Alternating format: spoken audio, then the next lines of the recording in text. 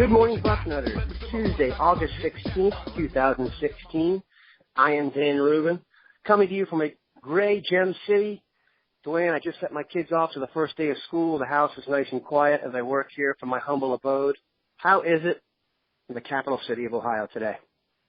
We're looking pretty good up here. It had a cooler day yesterday, and it looks like today's going to be a little bit cooler. It was just Africa hot for a few days, maybe closer to a week. No rain. It was a little bit miserable. I mean, my dogs would go to the back door, and I'd open it for them to go out, and they just kind of, it's like a brick wall. No, man, I ain't going out there.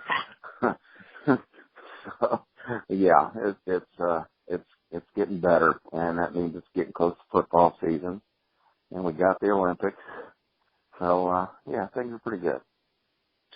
We could spend probably a good portion of the show trying to decide if Allison Felix lost because the girl dove or not. We'll hang out on the message boards. One thing I do want to discuss, Duane, is they had the scrimmage over the weekend.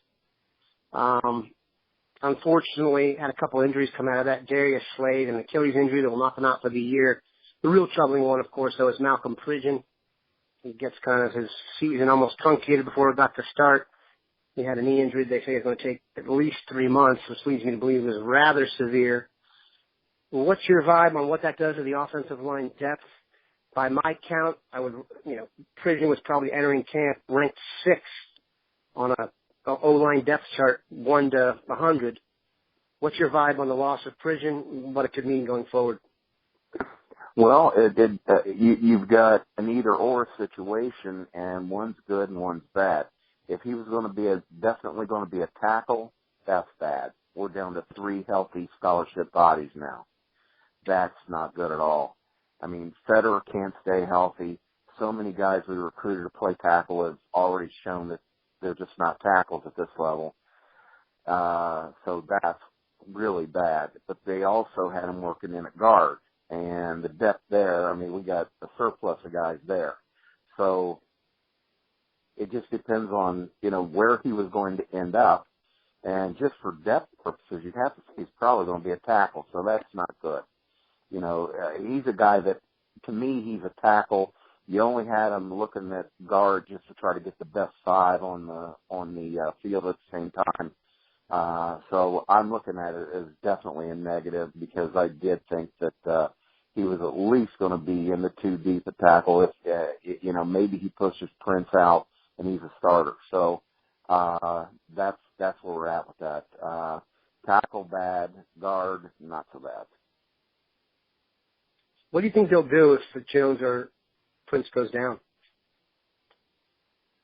Oh, well, you've still got Bowen. That's the good news. The bad news is everything I hear is he's not ready yet.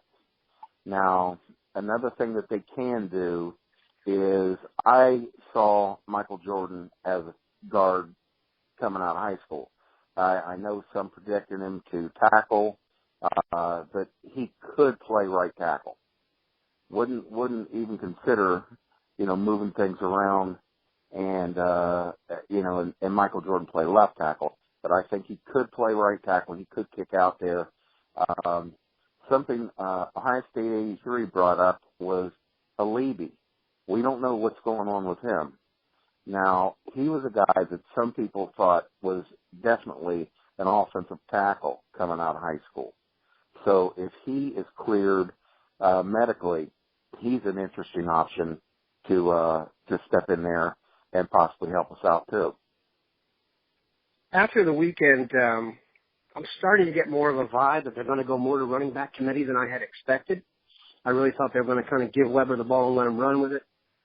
I now really get the sense that I wouldn't be surprised if it's 2 series Weber, 1 series Samuel, just kind of break it down to a Curtis Samuel, break it down to a kind of an easy way to look at it. What's your vibe on that? Do you think it's better to go with the bell cow back, or would you like to see a little bit more of a blend and let's say the carries get split up 2 to 1, 1.5 to 1, et cetera? I am fully committed to bell cow. I want a guy that the defensive coordinator on the opposite side of the line is saying, I have to stop this guy. If I don't stop this guy, we're going to lose this football game. And a running back committee is like we have two quarterbacks. No, you don't. You don't have two quarterbacks. You don't have one quarterback, is what you're saying. And if you've got running back by committee, you don't have a guy that scares the defense. I just don't like it. I really do hope. I've never been as convinced that Mike Weber was going to be a great back. I really, at this point, well, we have to hope that he is. I don't like the idea of two or three guys in there. It just has never been something that I thought was good for the offense. You want one guy to go that just scares the defense, quite frankly. That's it. And, let's hope that Weber is as good as others think he is, and that he can do the 20 carries a game. You have to look back. Ezekiel Elliott, as a sophomore, 18.2 carries a game. As a junior, 22.2 carries a game. Urban Meyer seems to like the bell cow, too. He wants a guy that he can just turn around and hand it to, and he knows good things are going to happen. So let's hope Weber can be that kind of guy. This is a very sports radio-ish kind of question, but I think it's interesting. If you had a choice, who would you start, Samuel or Weber, if you're going bell cow? Well, see, I haven't seen Weber, so that's, we've only seen a little bit of him in spring.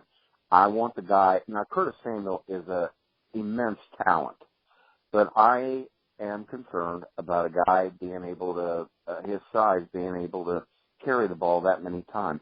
Is he going to be effective in the fourth quarter after carrying the ball 15 times or so and getting hit that much?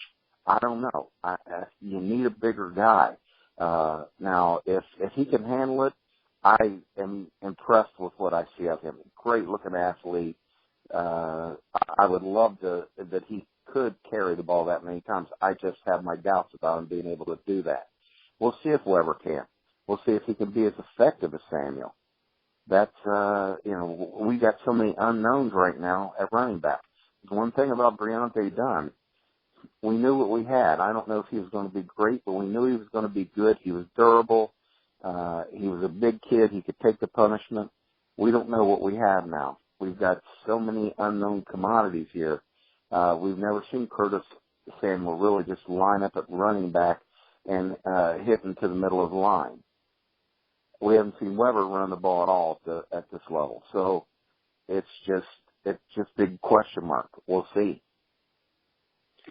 For me, I'm not saying he's not durable, but asking a guy to go in his first year of major college football and be the bell cow back, Elliott wasn't asked to do that. You know what I mean? Everyone remembers Elliott coming out and blasting the Purdue guy on special teams. He had a year to get ready. Weber really didn't have that. I'm suspect of it. I am definitely in the bell cow group. I wasn't even against Braxton when he ran it as much as he did. I'd like to keep it simple, but I do not see it any way where Weber plays the whole season at running back.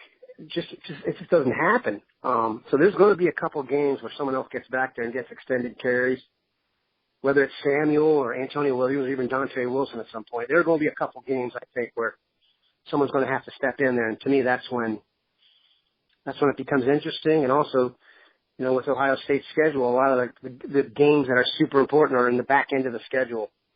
Obviously, the Oklahoma one's the one that draws all the attention now because of sex appeal, but you need to have your main guys on the field for Michigan State, Michigan, et cetera. So that's asking a whole lot of a first-year football player.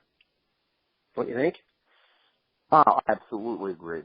I mean, we don't know. So I say we don't know what we have. It would make me feel better, just like Antonio Williams is a bigger kid. I think it's important. I really think these bigger backs are more durable, they're more ready to play. They're going to be bigger, stronger guys. We don't know what we have. And like you said, I mean, there may be a point where we have to, we're later in the schedule, after Oklahoma, it's kind of, we got a period of time there we could break, it's not going to be as important to have a bell cow. We could go running back by committee and save some of the wear and tear on who's ever going to be the starter, whether it's Weber or Curtis Samuel. we could go running back by committee and you know, cut down on that, the pounding they're going to be taking. So, you know, even throw the ball a little bit more. Get the ball to the tight end some, you know, back those linebackers up. So there are things that we can do to try to increase the you know, the tread on the tires, so to speak, for later in the year. Agreed. This is another reason why I'm going to write something about this at some point. It's just so important for the passing game to get back to at least close to where it was a couple of years ago. I mean, I'm using basic numbers here, but they had about 40 passing touchdowns 2 years ago and about 20 last year. I'm off by, so it's basically 2-1.